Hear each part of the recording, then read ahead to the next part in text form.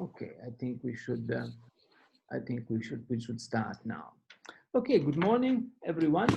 Welcome to this Friday morning's edition of Data at Breakfast. This morning, we are very happy to have Dr. Viroshan Naicker with us.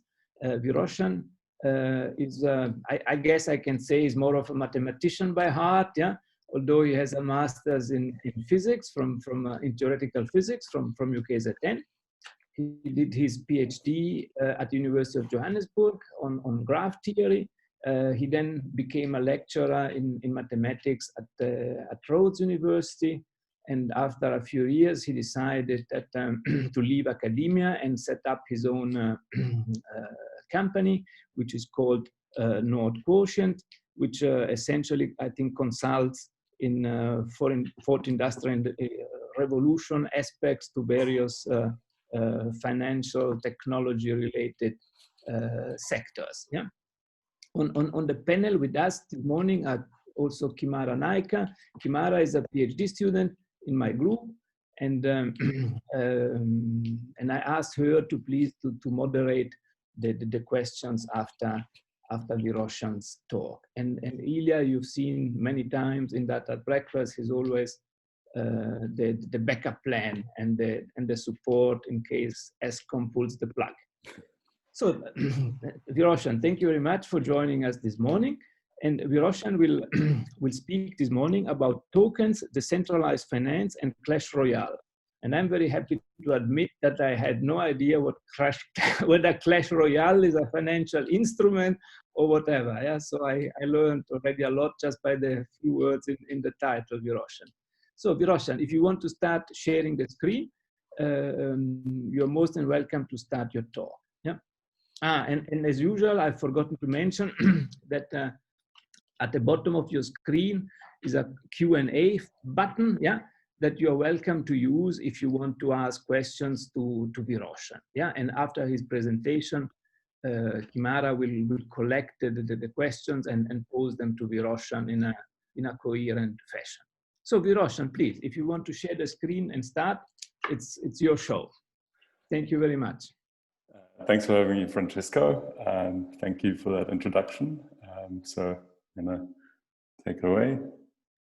Zoom's asking me for a password now. Okay. Can you see my screen and can you hear me? Yes. Okay. You can super. see your screen. It's not yet. Okay. Yeah. Perfect. Okay, so my talk is called Tokens, Decentralized Finance and Clash Royale. And I thought because if you work in the area of blockchain and decentralized finance, there's a whole new language that you've got to learn relating to ways of thinking and talking about economics, and games are a good way to make sense of the economy. I mean, we all start off playing Monopoly as kids, or some of us do, some of us hate it. Clash Royale is an app-based game. It's one of the most popular games on the App Store. There are about 100 million users worldwide.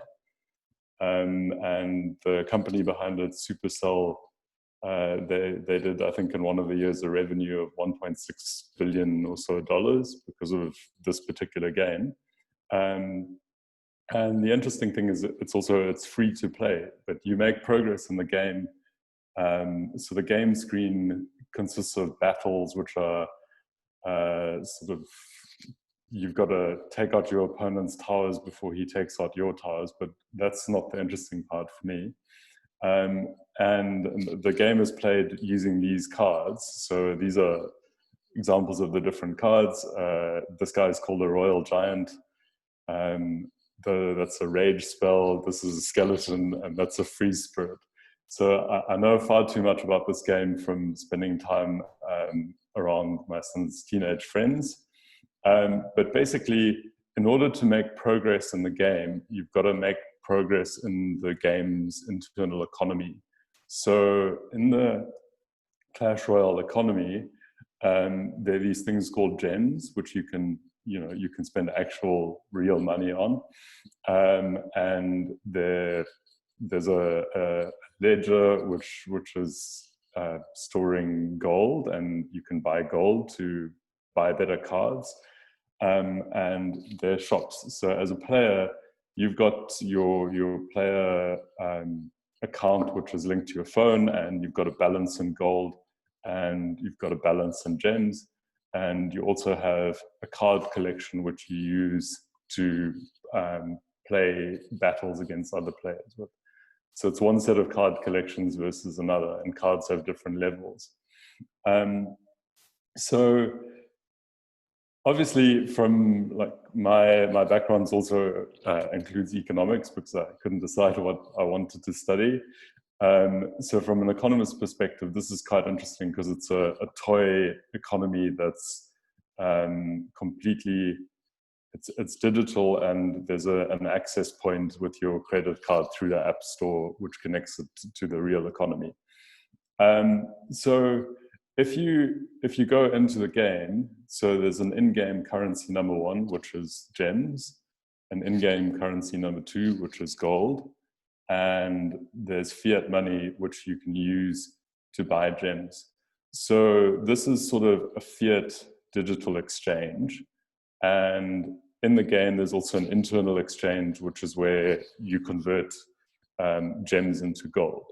So if we start learning the language of blockchain, the way of calling gems or gold is we call them fungible tokens, because any given gem is interchangeable with any other given gem, and it's the same with ordinary money. 1 rand is interchangeable with 1 rand wherever you are in South Africa. They're equivalent. So that's a useful thing to know. And the types of fungible tokens you find in crypto and tokenomics are basically Bitcoin and Ethereum. DAI is a type of fungible token. And then the other aspect of this game is that you also find non-fungible tokens. So snowballs are not equivalent to skeletons, and they're not fungible with royal giants. There should be a royal giants there, because you can't interchange them. So in the crypto world, the best example of a non-fungible token is a game called Crypto Kitties, where essentially you buy a collectible digital cat, and there was a generation 0 of Crypto Kitties, and people bred their Crypto Kitties together to produce the generation 1 of Crypto Kitties, and it just went completely crazy. And obviously, so if you were a holder of one of the generation 0 or generation 1 Crypto Kitties, you had massive demand for these cards, and people would pay you lots of real money to own what was one of the first digital assets. So the idea is that you can build up interesting things using fungible and non-fungible tokens. Another aspect of Clash Royale is that you have these treasure chests which contain rewards. So they lock up rewards for set times. You win them by winning battles, and you've got to wait for them to release whatever's in the treasure chest, or you can pay for an early release in gems or in gold. So in the financial world of blockchain and tokenomics, this is an escrow, and escrows are really interesting because they change the timing of money. So for example, yesterday we bought a car, and what could have happened was, if both items had been placed in escrow, the car would only have been released when the payment was released. So that takes the risk away from both parties. So you can think of in the blockchain world, or in a very decentralized world, you'll be dealing with people that you may never have met and making exchanges with them. And what you would like is that when they've kept up their half of the deal, and you've kept up your half of the deal, there's some sort of swap that's happening that neither of you have any control over. So a timed escrow does the job of solving that problem. So the other final aspect that you see in Clash Royale, which is relating to blockchain, and even in Monopoly, you have like little tokens that identify the players, is that every player's got a player name. And if you look just under the player name, there's a number that starts with a hash, and that corresponds to the player's unique identity. So this game is got to the stage where people sell for real money the identities of Clash Royale accounts to other people that really just want to shortcut and make rapid progress in the game without paying for more gems and gold and all sorts of other things. So there's a whole black market for Clash Royale accounts, and if you look in Supercell's terms of use, you can get kicked out for sharing your account and all sorts of other punishments.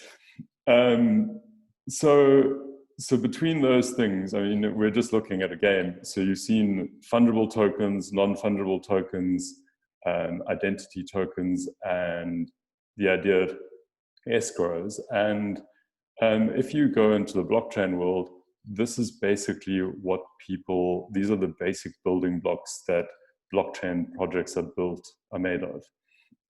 So in the world of decentralized finance, you have there are probably about 200 projects plus or minus. And as you can see, things have really been speeding up in the last couple of months. So just before June, the total value locked in decentralized finance was about $1.5 billion. And in the last 90 days, that's gone up by almost 5 times. So there's very, very rapid growth in this area. And essentially, decentralized finance is a way to build customized financial products involving fungible tokens, non-fungible tokens, escrows, and in order to access your funds, you need to identify yourself.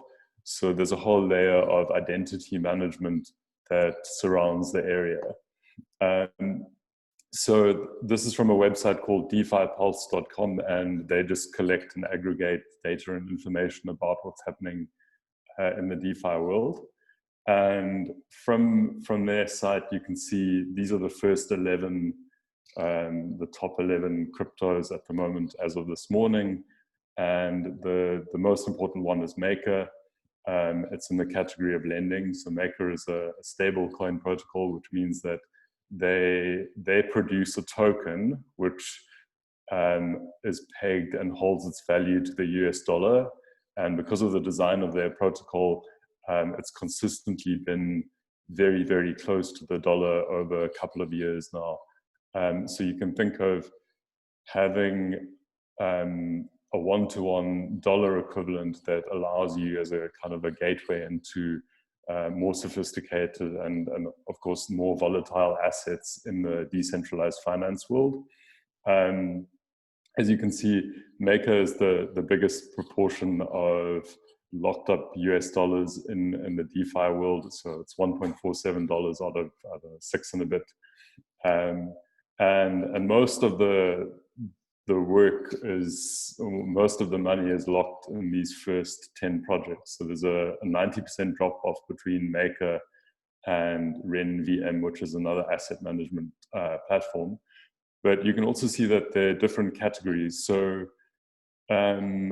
essentially, AAVE is a platform where you can lend other people your Ethereum tokens. Curve Finance is what's called a decentralized exchange. So it's like being able to swap one coin for another, but there's no central party doing the swap on behalf of the seller and the buyer. So there's a contract that sits on the Ethereum blockchain, which is this massive computing platform that processes financial transactions in Ethereum. And that contract also acts as an exchange. So it takes away a lot of the traditional role of the banking system to change money. So you wouldn't have to in the world, and probably, I don't know, if they let us loose, you wouldn't change rands for euros. You'd change digital rands for digital euros via contract. And there's big interest at the moment in whether central banks should launch their own digital currencies on the blockchain for precisely that purpose. But that's a different story. So there are all of these products which are essentially in parallel to traditional financial products. So you can see there's their derivatives, their digital assets, and lending. And the other thing from this chart is there's this column which tells you the chain on which it's run. So the chain is basically the underlying network that provides trust and transaction verification. So Ethereum is the oldest service and obviously the most developed service. It's run by Consensus, which is far and away the biggest blockchain company in the world. And Ethereum essentially maintains the records for all of these DeFi projects. So that just that little graph gives you a bit of insight into what's happening in the DeFi world.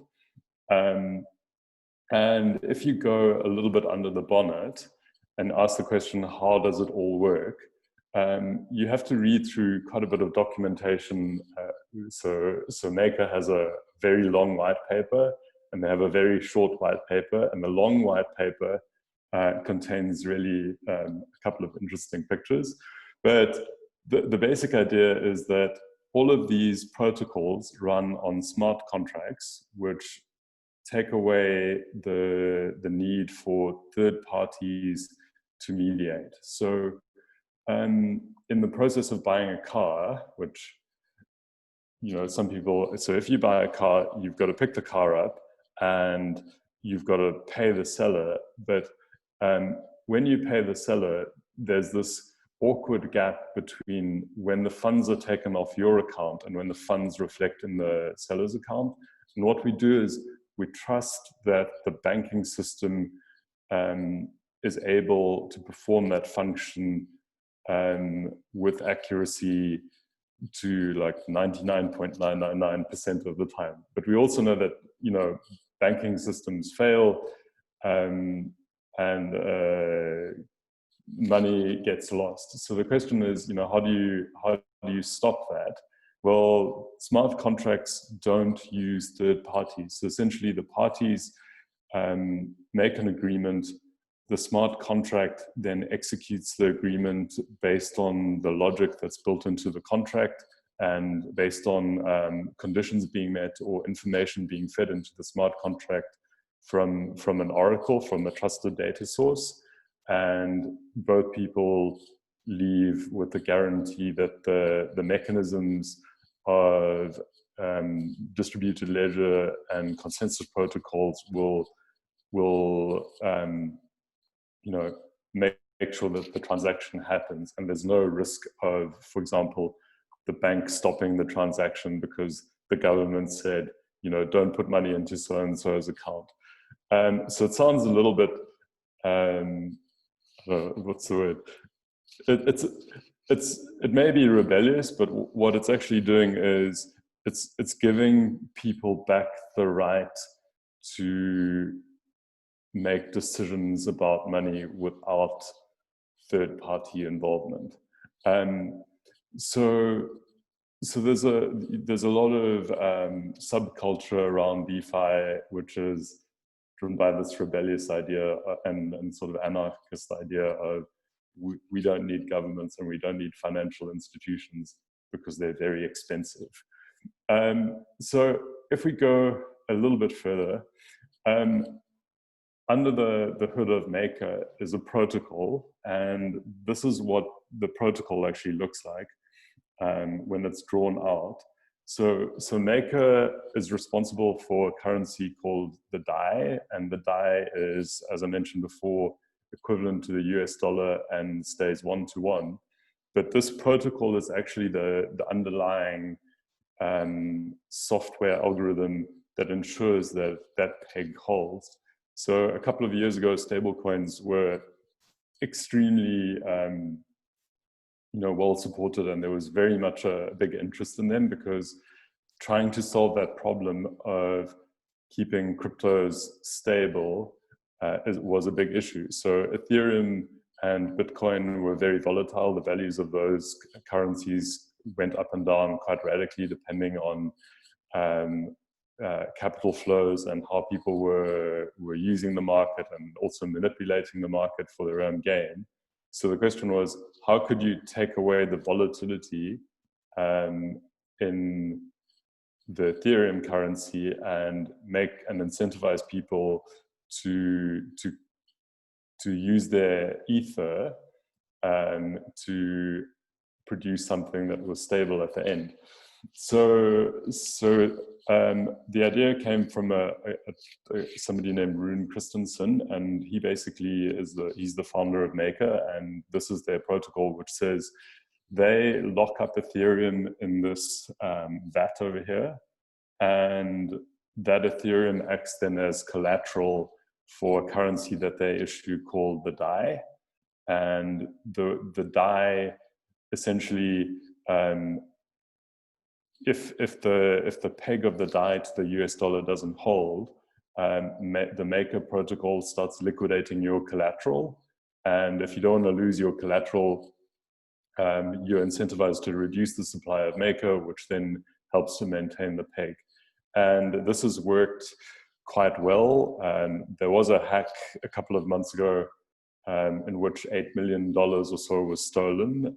But as you can see, $8 million is a very small percentage of a $1.5 billion market size, which is roughly what Maker is at the moment.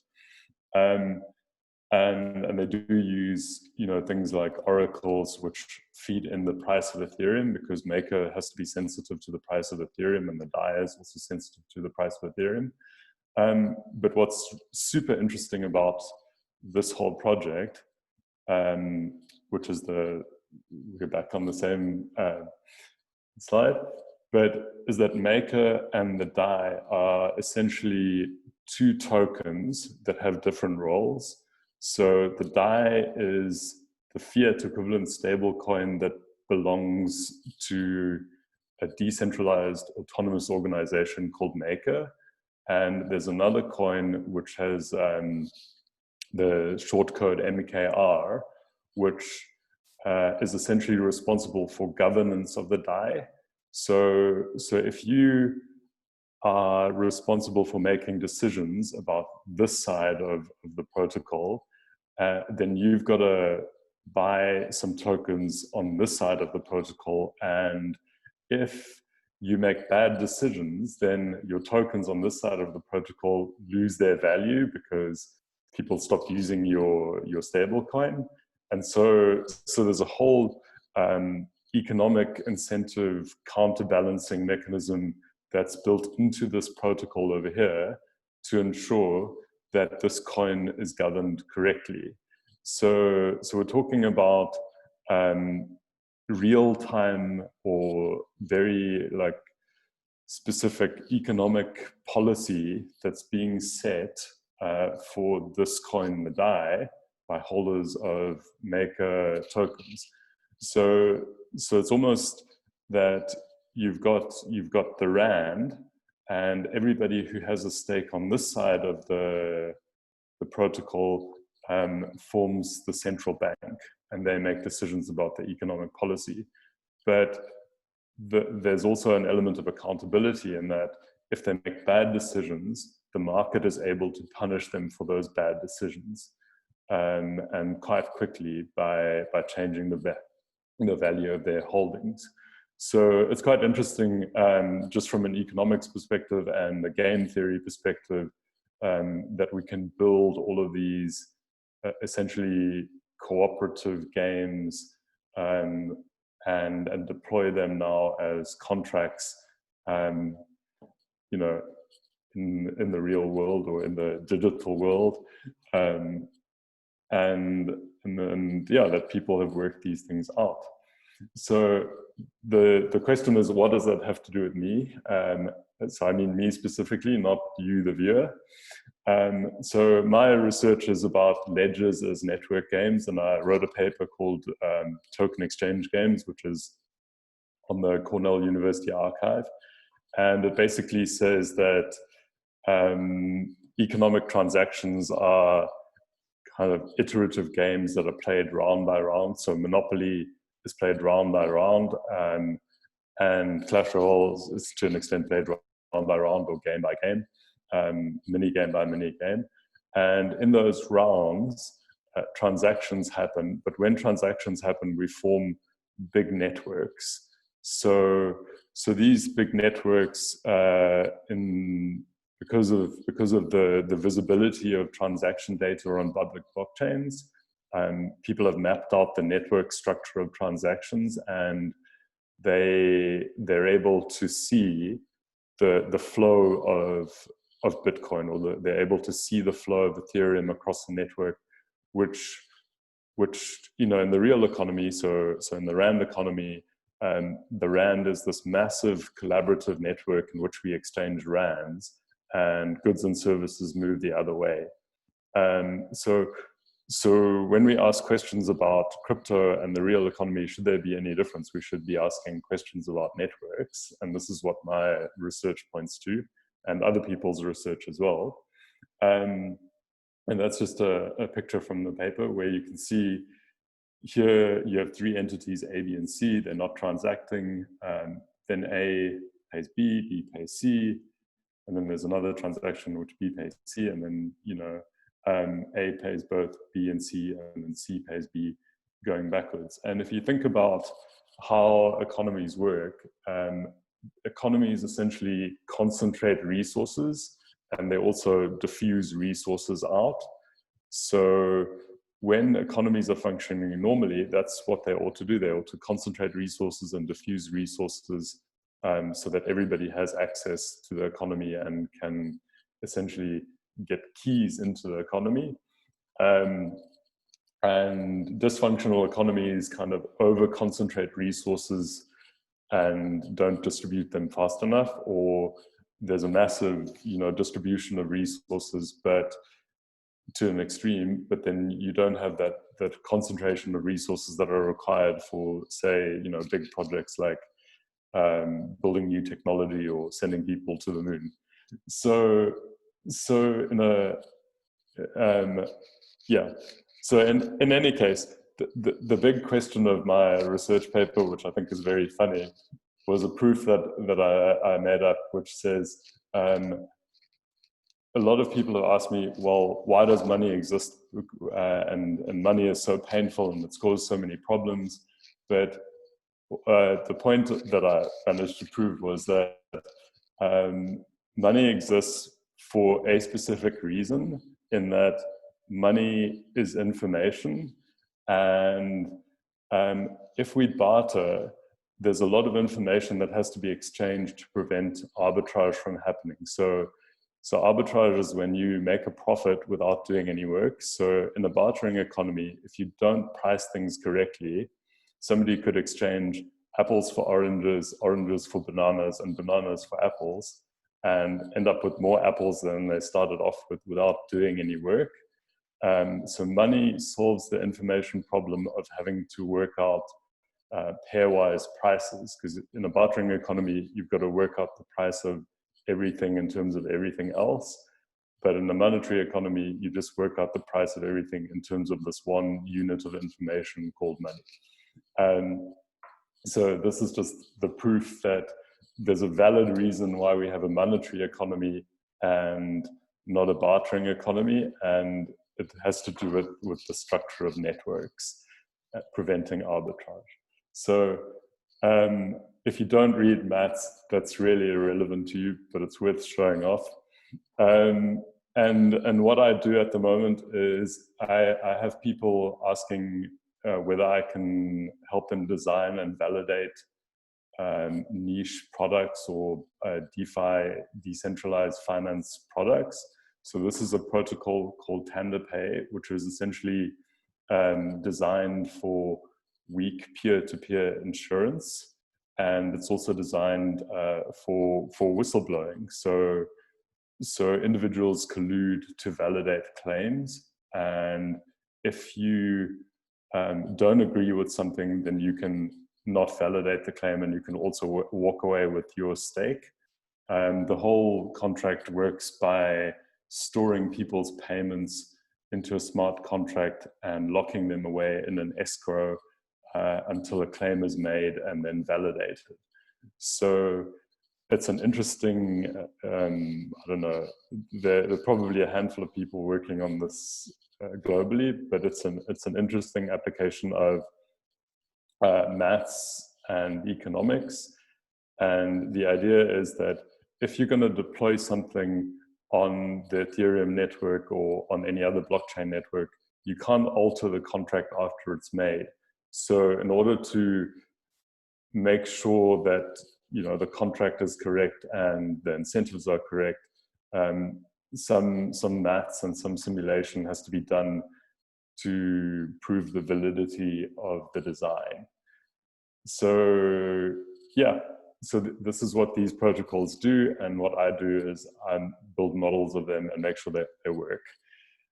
Okay, so what does that have to do with you? Well, a lot of people are reluctant to dive into crypto world because they're afraid of losing money. But either which way, I mean, I don't know. You can lose money in many other ways, including sports betting and making poor decisions. But you can also, there's an upside for many of these things. So I think if you want to get into the world of DeFi, it's worth investigating and exploring and doing your own research. And I found a very appropriate picture which fits the idea of diving out of the goldfish bowl into the ocean, because it's a brave new world, but it's also been created and invented by lots of really bright and passionate people. So yeah, that's why I work in DeFi. You can find me on LinkedIn, and I'm happy to take questions if there are many. I hope there are many questions. So thank you for the time. Thank you very much, Viroshan, for the fascinating talk. And at the beginning of your talk, I thought I knew how I would spend my weekend. Yeah. Okay.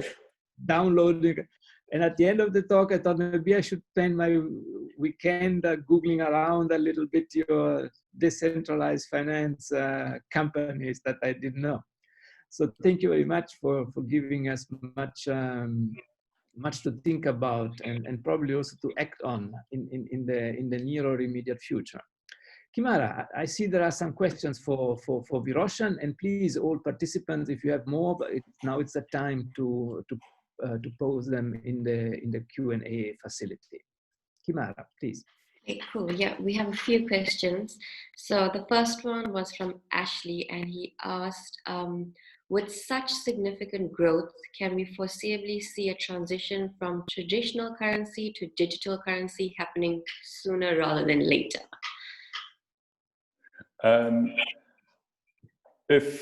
So I saw a picture of the world economy and an evaluation of it, and the world economy is valued at something like $80 trillion. So that's all the assets all over the world. And obviously, like, if climate change is gonna have a significant impact, that value will drop. That's an aside, but $6 billion as a proportion of what the world economy is very small, and it'll take quite a while before people move outside of traditional financial realms. But what is expected is that at some point in the not too near future, the adoption of blockchain technology and decentralized finance will hit a tipping point. and that tipping point will move people towards digital assets. So there is a technology barrier as well. Sorry, I'm getting feedback. And yeah, essentially, yes, I do believe that there'll be a transition from traditional currency to digital currency, but that doesn't mean that the role of centralized entities will be removed, as some people believe. I mean, you still need governance and frameworks and regulators in order to make these things work. Yeah. Okay, and another question from Ashley is there a possibility of the adoption of a uniform global currency in view of more growth in the digital arena? If everybody starts using Bitcoin, then there you go. That'll be a uniform global currency. But I suspect that so the number of assets you can hold actually relates to how well you can manage information. And we've gotten very good at managing information. So I don't think that it'll be one uniform currency, but it may be that you have on your cell phone 20 different currencies that are related to different things and actually are backed by different things. So every economy is a token coupled to a set of resources. And what we're being given is that we can now couple resources to tokens very directly. So you could buy a token that then only gives you electricity, or you can buy a token that only corresponds to decentralized storage. So there are a couple of projects that try to decentralize the role of Dropbox by allowing everybody's hard drive and internet connection to become a storage facility for a network. So you can think of tokens that are specific to the resources that they're tracking. So other examples are, so ticketing is a big problem because you don't always, the ticket fraud occurs when people sell their ticket for a game or something like that on the black market. But you could solve the ticketing problem by using a specific token that's locked to an identity or some other means of verification, or by using an incentive game. So those are the kinds of questions where tokens are used in everyday life and we don't necessarily think about them, but yeah, people are working on protocols and projects to solve problems with tokens. Okay, cool. And Peter asked, does the value grow in total, or are there both winners or losers? In other words, do people make money by taking them from others, or because there are more participants? So my perspective is that economies are big networks. So in South Africa, we all participate in the RAND network, and by default. So when you talk about Bitcoin, what's happened is that the growth of Bitcoin has been because the size of the network has gone up.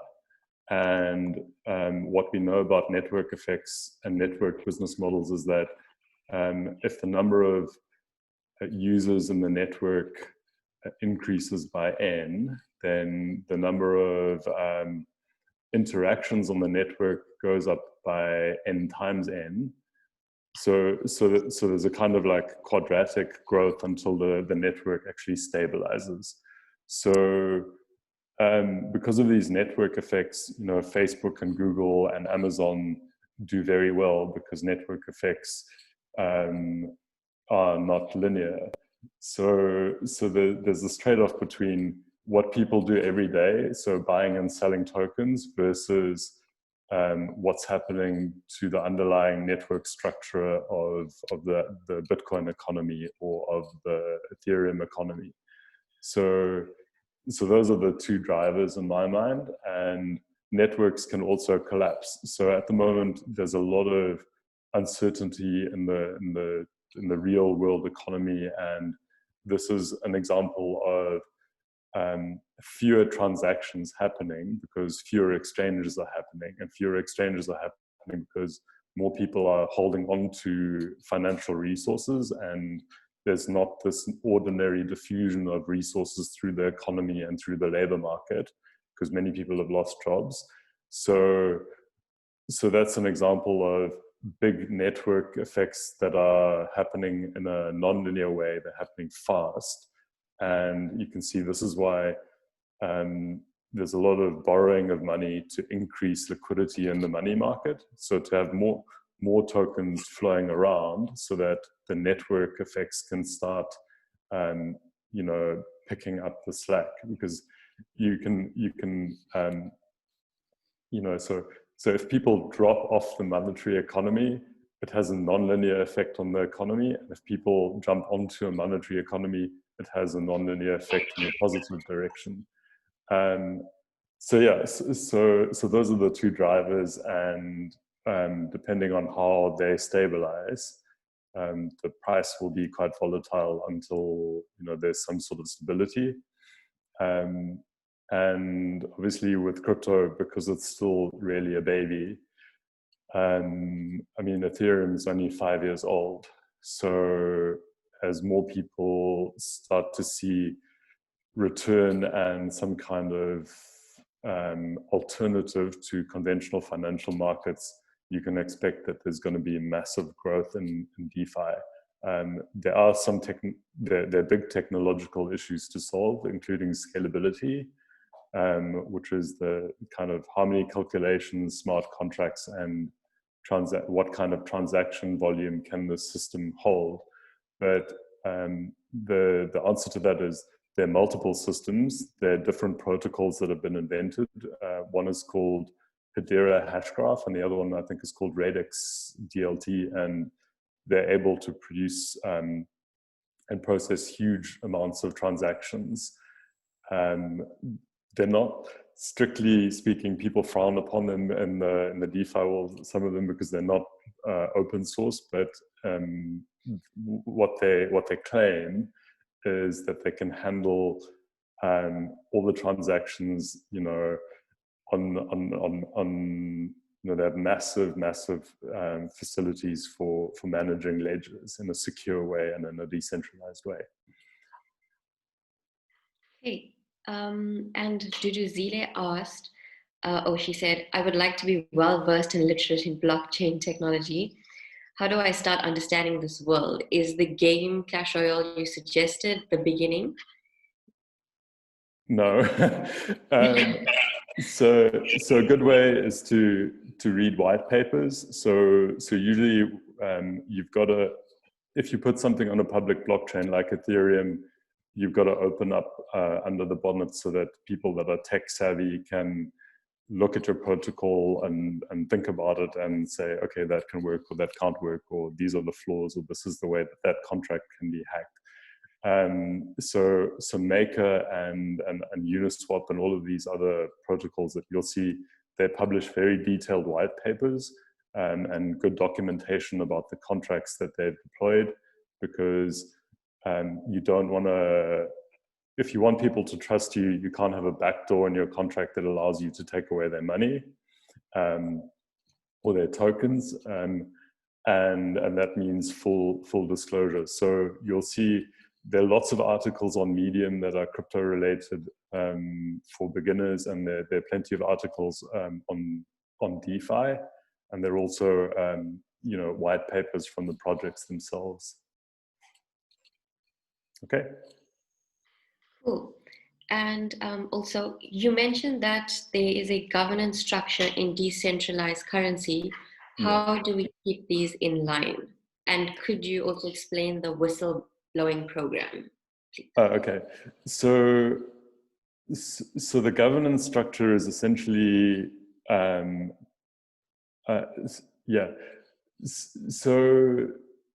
So you can think of an incentive game as something like what Discovery plays with people that hold Discovery policies. So Discovery has a book which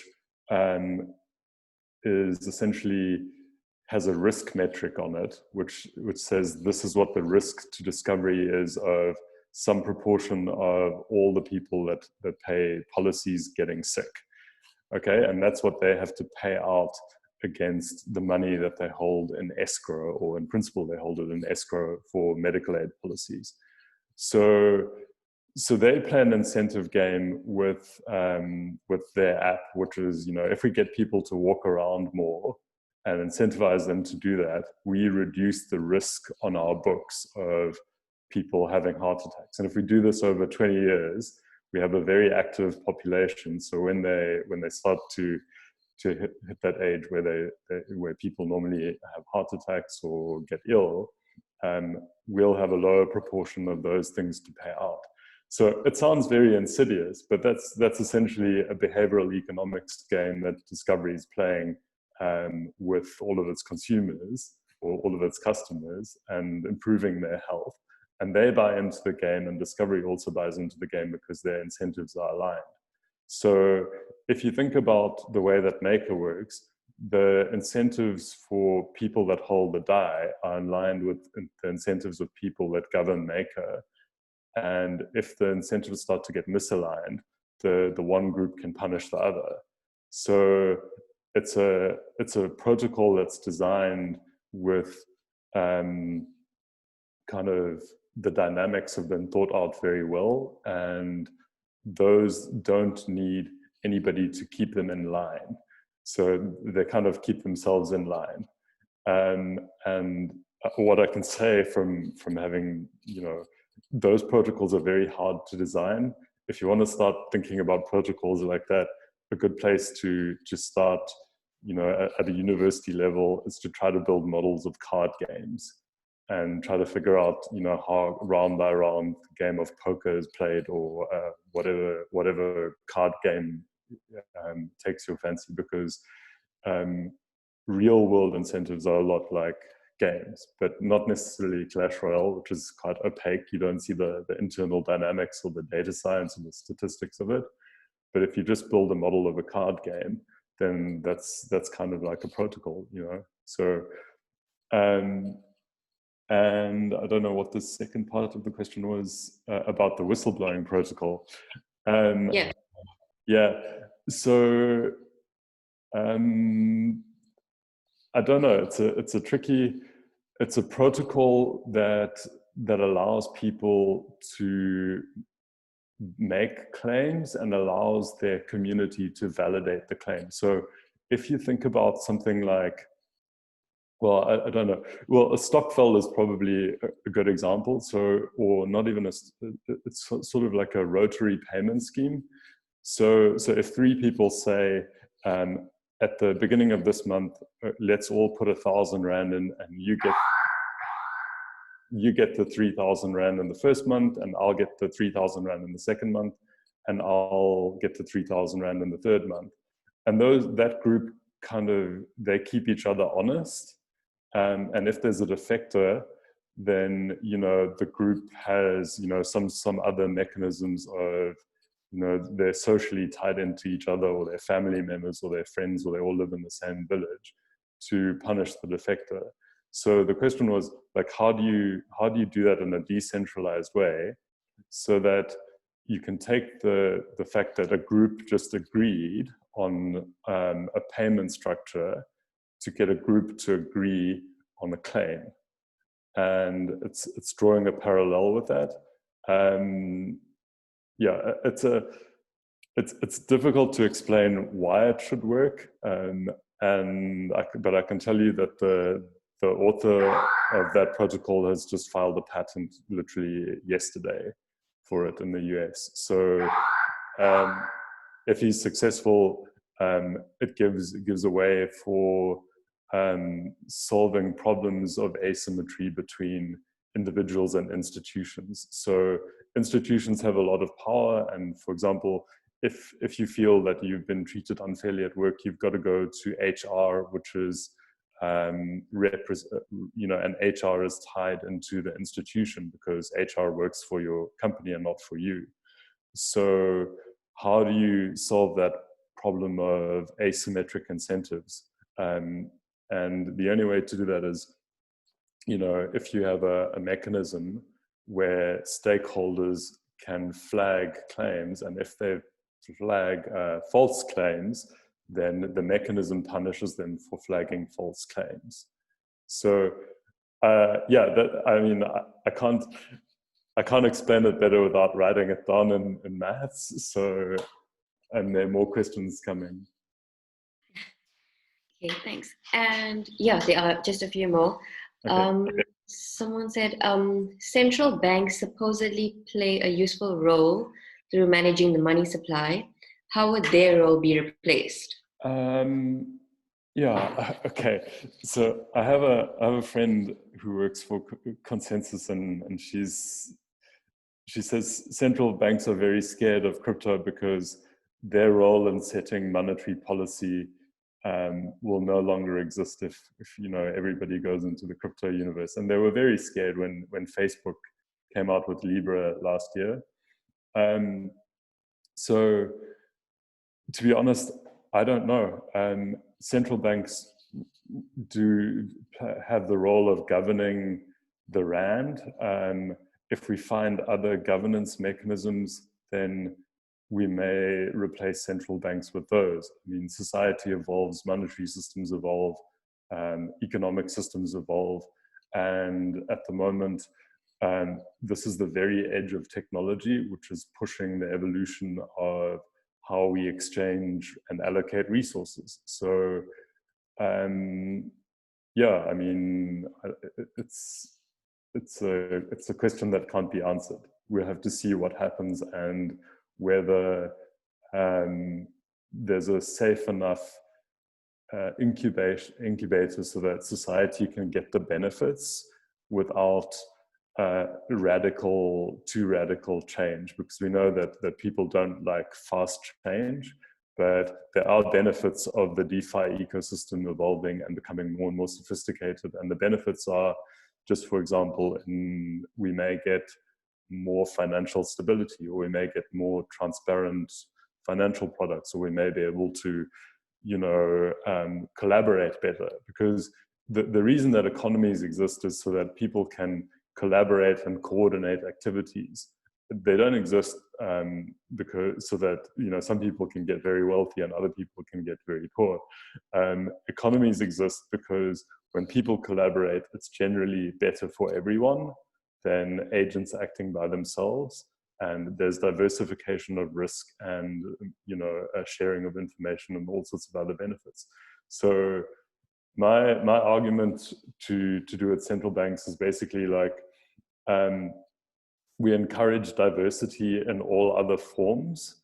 So why would we have only one kind of banking system and one kind of monetary system?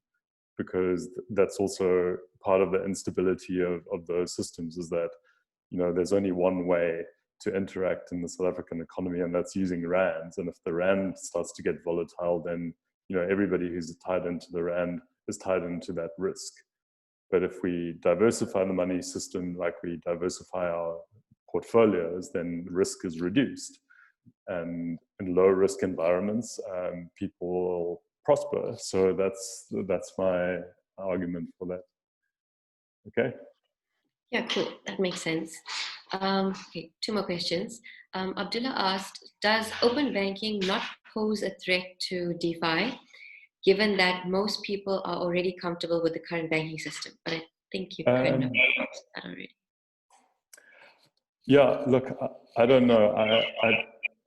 I don't spend my time like thinking about, you know, what's the threat to what other things.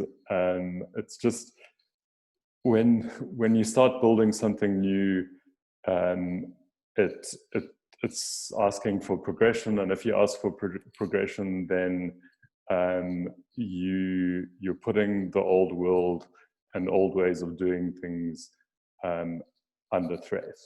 But it's the extent to which they want to adapt and become part of new ways of doing things. So in the EU, there's heavy interest in central bank digital currencies as just a way of saying, well, you know, we went from handing out, we went from using gold to using cash, to using checks, to using different forms of recording ledgers, so recording the distribution of euros. So why would we not shift towards, recording the distribution of euros on a decentralized ledger? And that's happening also in South Africa. The Reserve Bank's published some guidelines on how to build digital assets and products, and there's a sandbox for testing them out. There's lots of progress now being made on the regulation and governance side. So yeah, I don't think about it being a threat. I think about it as being an adventure. So that's cool. And the last one, how do we get involved in the ecosystem, especially job-wise? So the programming language for Ethereum is called Solidity. There's huge demand for Solidity programmers all over the world. There's also interest in people that understand economics. There's interest in data analysis. So yeah, there's the opportunities in AI to make sense of how blockchain products, projects, markets would function, and when, can you predict if the price of Bitcoin will go up or down? Well, if you can predict that it will go up, you have an advantage. So there's any kind of tech skill or computer science degree, economics degree, even finance degrees can be leveraged to try to build new products that are essentially smart contracts. So in order to get into that world, you've got to have some entry point, and good entry points are technical degrees. So anything with maths, economics, computer science. Physicists are very well trained in how to solve problems, and those are the types of problems that arise.